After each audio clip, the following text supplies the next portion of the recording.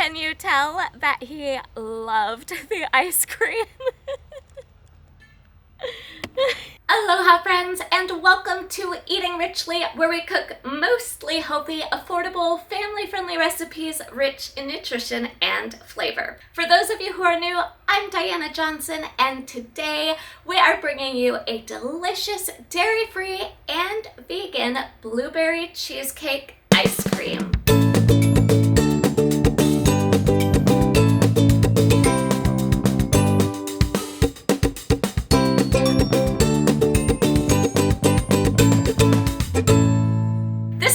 Kind of a crazy hybrid video using mostly footage that the kids and I filmed last summer after picking blueberries in the front yard.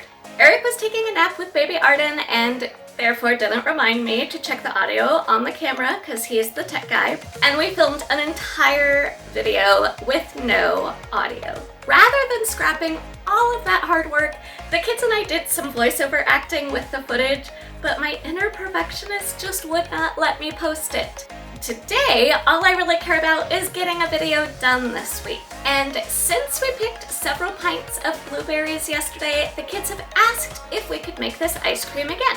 This time around, we are going to use the ice cream machine to churn our ice cream. So I'll show you some footage of that, but most of what you see in the video will have been filmed last year.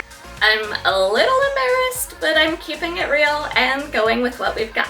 Unfortunately, Arden is having some breathing difficulties again, so I just don't have time to film and edit a whole new video today. So let's jump into it, because whether you're cooking with someone, or for yourself, cooking time is connecting time. Aloha, friends! Welcome to Eating Richly. I'm Diana, and this is Corbin. And this is Lycan. And let's tell them what we're going to be making today. Blueberry frost. Blueberry frost. Also known as blueberry ice cream. And this is Corbin doing a wonderful job telling a story from the book called The Bear Next Door, where a bear named Arlo ate the entire giant batch of blueberry frost ice cream that he was supposed to be guarding for a neighbor. And this is Larkin explaining that we are making dairy-free blueberry ice cream because there's 3 of us in the family who can't have dairy. So we actually have a blueberry bush in our yard that we can pick blueberries from. But before we pick blueberries, we need to get the cashews ready. You need about 1 cup of raw, unsalted cashews. Just stick them in a bowl and fill it with cold water. Then you're going to put that in the fridge. If you have a high-powered blender like we do, you only need to soak them about 15 minutes. If you don't, you'll actually need to soak them overnight. Who's ready to pick blueberries? Me!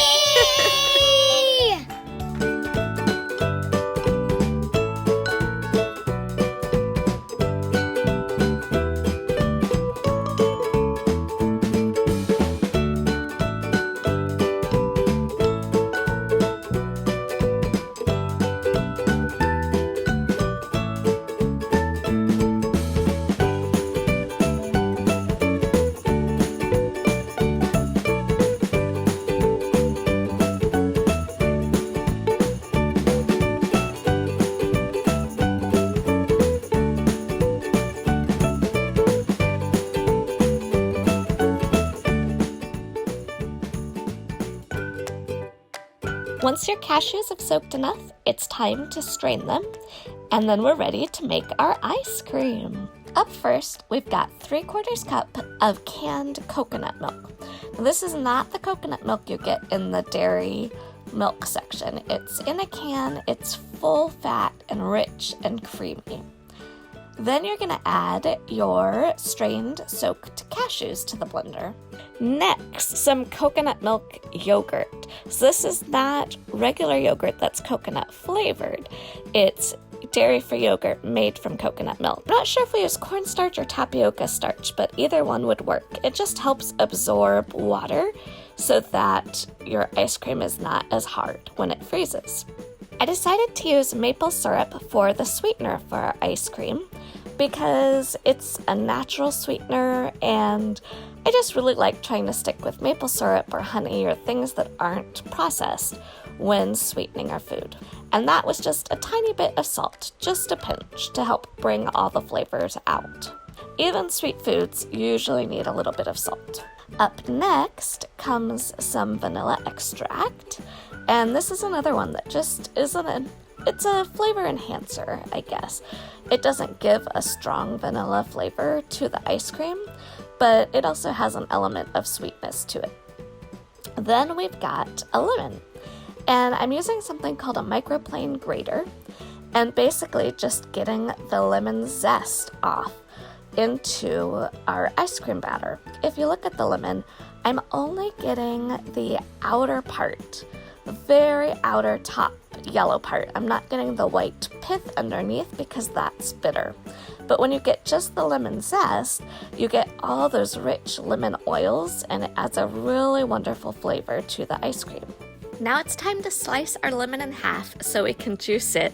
I don't know if you can tell here, but I made Larkin hold her hands up off the table so I could be sure not to accidentally cut her. And this is just a citrus juicer that I'm using here, and it squeezes all the juice out really easily. Lemon just goes so well with blueberries, kind of like a blueberry lemon cheesecake flavor to the ice cream. Next comes the blueberries that we worked so hard to pick. This is probably about a cup to a cup and a half of blueberries. Then we're ready to put the lid on and start the blending. Our blender actually has an ice cream button on there for blending ice cream, but you can just do it on high speed until everything is totally pureed and mixed together. And you can see now why we filmed outside, because a high-powered blender is super loud, and Eric and baby Arden were taking a nap inside, so we decided to make it outside and enjoy the weather and let them sleep without being woken up.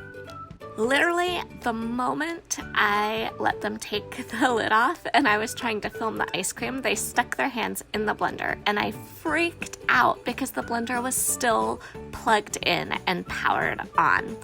So this is where I put the camera on the tripod and went into a spiel all about safety. Like the microplane grater can actually hurt your fingers if you're using it. The knife obviously can cut you, and my kids knew about that but didn't know about the blender. So it's really important to make sure that the blender is unplugged before you put your hands or a spoon or anything in it, because cooking time is connecting time, but safety is so important as well. And now this is when they really wanted to taste the lemon and had so much fun at the faces. So next up, it was time to freeze our ice cream. And I put the majority of it into a glass container to put in the freezer. I actually used saran wrap on top instead of the lid to let the really cold air in the freezer hit the top too. Now here is the fun part.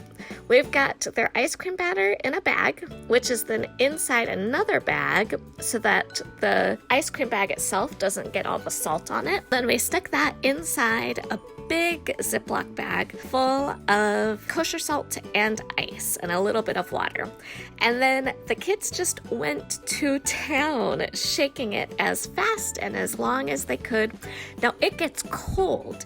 The salt in the ice actually lowers the freezing temperature. It is like so cold, which is why a towel is really good for holding it. And there you go. Once they finish shaking it, this is their ice cream that came out. We had a lot of fun just sitting in the front yard. You could see Corbin gives it a thumbs up. Back to 2020, we've got our latest batch of ice cream batter mixed up. You'll see that it's nice and thick and custard-like thanks to the soaked cashews and the dairy-free yogurt and the tapioca starch. This time we used an oat milk yogurt, and last time we used coconut milk, so we'll see if this one's any better or worse or just the same.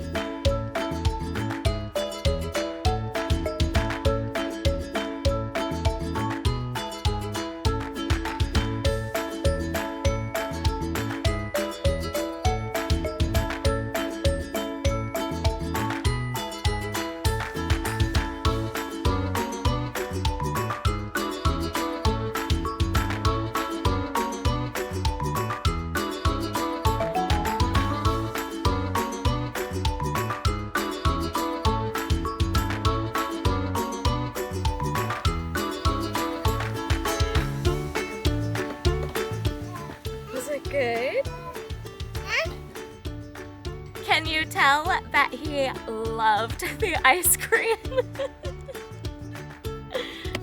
As for the 3 different freezing methods, bag, container, and ice cream machine, the container is the easiest. The ice cream churning machine gives the best texture, and the bag is the most fun. Let us know in the comments below what you think of this recipe and if you've made dairy-free ice cream before. We love hearing from you and we really read every comment. And remember, whether it's with me in the comments or out in the world, you can be real and be kind. If you love blueberries, check out this video on the best homemade blueberry muffins, or you can watch this one on dragon fruit ice cream. And I'll see you in the next video. Peekaboo! Where's